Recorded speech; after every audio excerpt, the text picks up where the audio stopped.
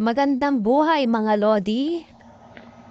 Isa na namang unam na pananghalian ng lulutuin natin sa araw na ito. Yan, nagpainit na tayo ng kawali dyan at hinintay nating uminit. Nung mainit na, naglagay na tayo ng mantika. Simple lang to mga lodi. For today's ulam, mag-sweet and sour tayo. Dalagang bukid naman to mga lods. Yan, hinintay natin uminit yung mantika dyan. Napakasarap ng ulam na ito mga lodi. Napakasimple lang gawin. Yan, inuna natin yung ating bawang.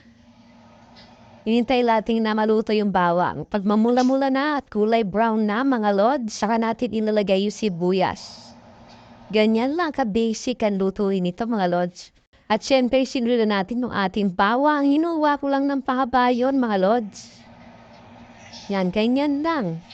Walang kahirap-hirap. Wala nang ibang espesyal na lahok yan mga lodi. Hinintay natin maluto yung ating mga aromatics yan, syempre.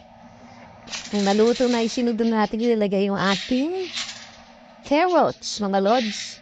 Yan, pahaba rin ang hiwa niyan, syempre. Ayan lang oh, diba? Napakasarap naman ang ulam na ito.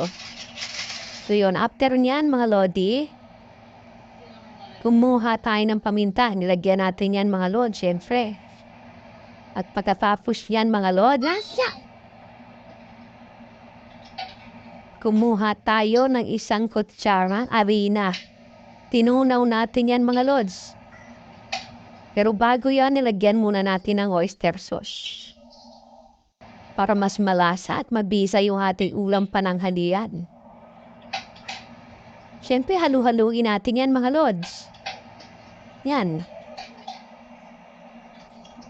After yan mga lods, malambot na, nilagay na natin ating tinunaw na isang kutsarang harina sa kalahating basong tubig lang na mga lods.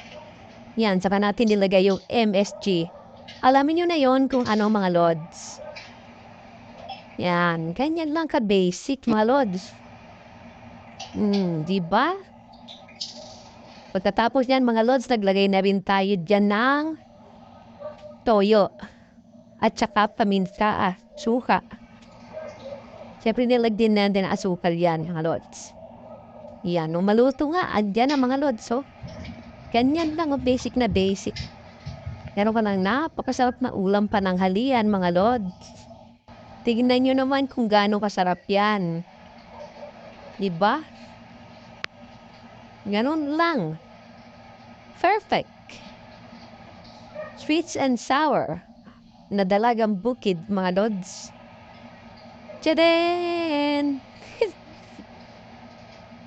Ang sarap, mga lods. Mapaparami na naman ang kain natin ito. Hanggang dito na lang, mga lods. Bye-bye! Bye-bye!